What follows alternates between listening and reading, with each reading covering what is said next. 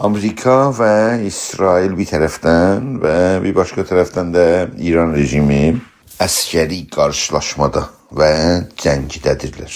Bu savaşa və ya cəngə fərqli pəncərələrdən fərqli fikirlər meydana qoyulur.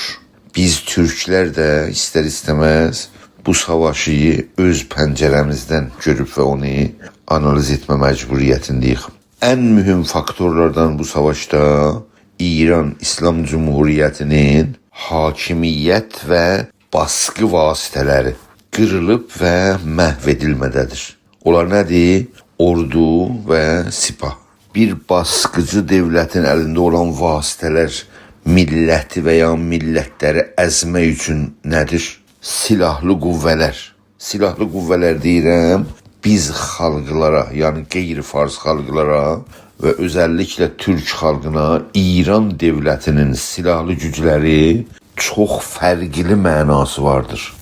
Qeyri-farslar üçün, özəlliklə biz türklər üçün İranın ordusu və sipah İran rejiminin xalqlara qarşı baskı, sərkub və sültə vasitəsidir, əbzarıdır.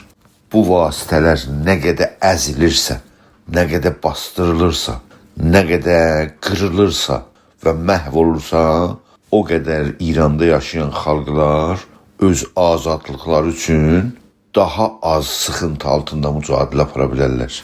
Və hətta deyərəm ki, əgərsə o ordu və sipah nə qədər zəifləyirsə, o qədər bizim azadlığa, yəni xalqların, qeyri-fars xalqların, özəlliklə türk xalqının azadlığa yolu açılır, ya yolu hamarlanır. Bu açıdan savaşa baxdığımızda bir türk xalqı kimi necə düşünməmiz bəlli olur. 1946-cı ildə İranın mərkəzi devlətinin ordusu, elə bu ordunun keçmişi də Azərbaycana milli hökumətimizi bastırmaq üçün göndərildi. Bu ordu elə o ordunun uzantısıdır, davamıdır. Nə qədər əzilirsə, nə qədər dağılırsa, nə qədər onun əlindən vasitələri elə bu bombardımanlar vasitəsilə alınırsa, o qədər gələcək İran mərkəzi devlət tərəfindən baskı qeyri-fars xalqlar üçün zəif olacaqdır və o vasitə ilə qeyri-fars xalqlar, o cümlədən türk xalqı öz vətənində, Azərbaycanda bir yerel devlətin bərpa etməsinə daha çox şərait yaranacaqdır.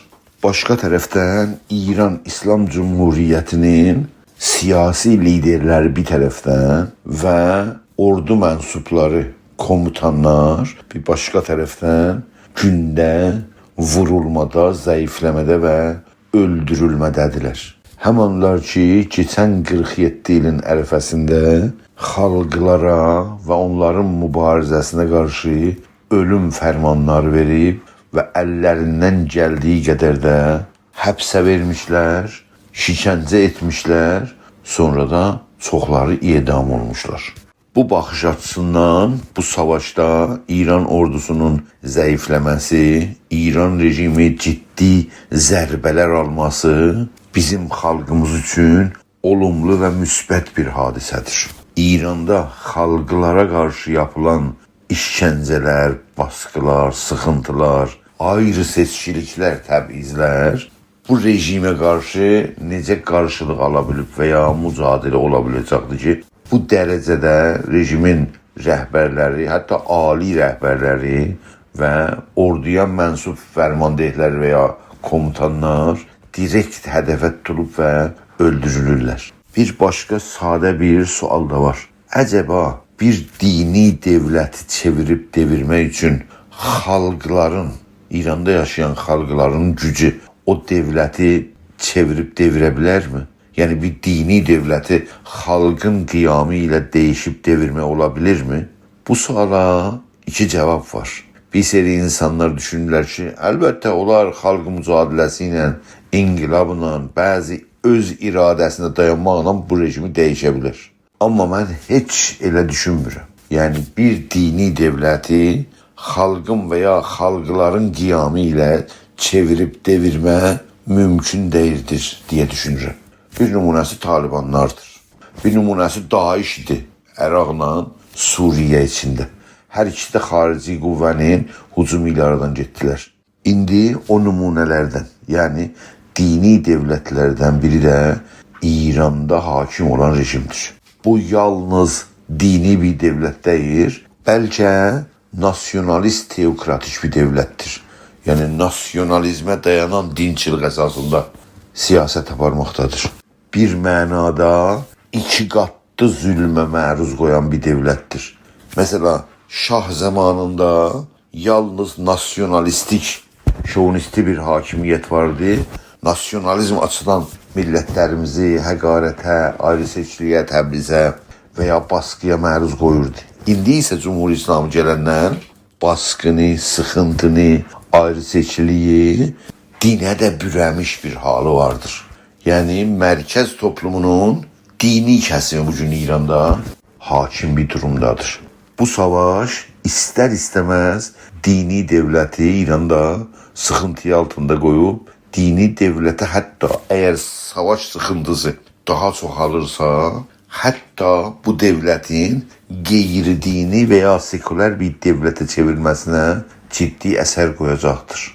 Bura qədər 3 faktor koymuşuq meydana ki, 3 faktor Türk xalqının uzun müddətli hədəf və stratejisini, yani istəyini və çıxarını təmin edir. İndi isə bir iş qalır. Yani işin bu ciddi bölümlerinden biri kalır. O nedir? Bu savaşın ərəfəsində veya bu savaşın sonucu bu rejimin çökmesiyle sonuçlanırsa, acaba Azərbaycanda siyasi qüvvələr Azərbaycanın güvənliyini qorumaq ve Azərbaycanda bir yerel devletin bərpası etmesi için hazırlık var mı? Hamımız bilirik ki buna hazırlık yoktur. Yani bizim en zayıf nöqtəmiz siyasi cəhətdən təşkilatlarımızın güclü formada meydanda olmamasıdır. Və indi də həqiqətən təşkilat bərpa edib, reklamı təbliğat edib, təşkilatların güclənmə və formalaşmasına zaman yoxdur deyə düşünmək lazımdır.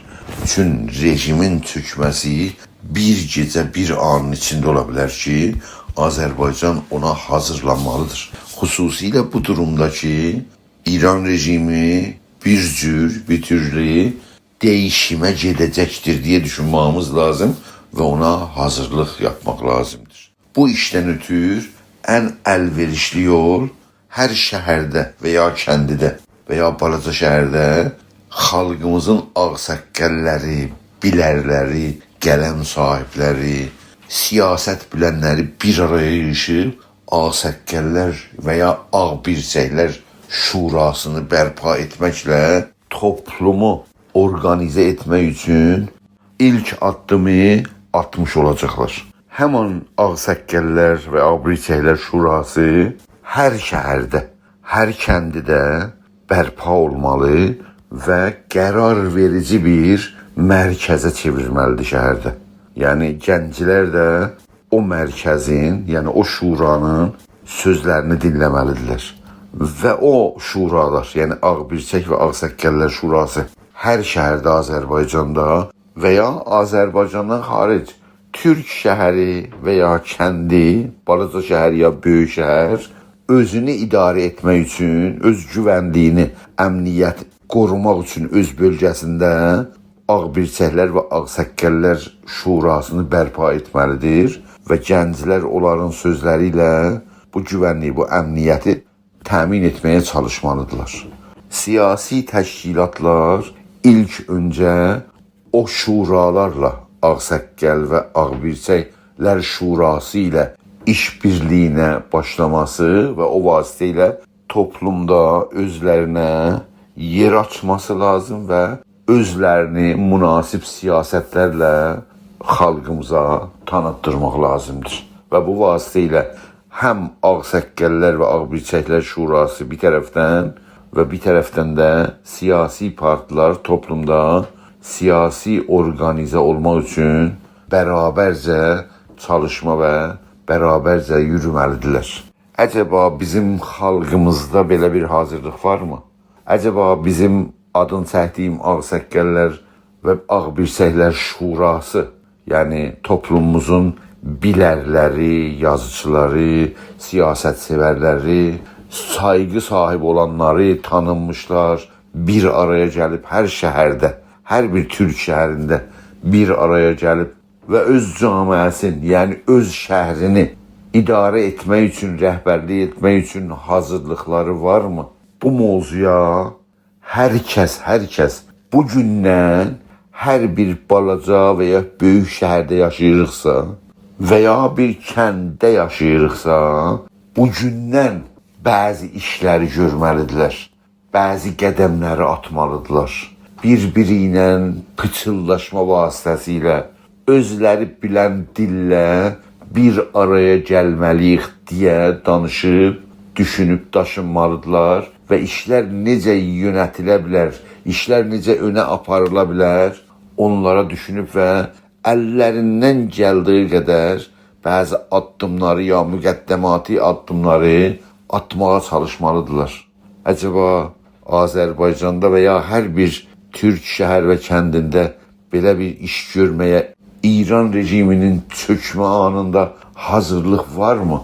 Hazırlıq yoxduysa, indidən bir iş görmək lazımdır. İndidən bizim öncüllərimiz, ağsaqqallarımız, ağbirçəklərimiz, yazarlarımız, məsuliyyət hiss edənlər, siyasi fəallarımızın hamısı pıçıldaşmaqla bir-birinə yaxınlaşmalı və adın çəkdiyim Ağsaqqallar və Ağbirçəklər Şurasının bərpa olması üçün çalışmaq lazımdır, fəaliyyət etmək lazımdır, bir iş görmək lazımdır. Ən azı bir-birinizlə başlayıb danışmaq və İranda siyasi xətərləri nəzərə alaraq gələcəkdə və gələcək günlərdə nə etməliyik deyə bir-birinizlə pıçıldaşmağınız lazımdır. Yoxsa gələcək xalqımız üçün, Azərbaycan üçün heç yaxşı olmaz.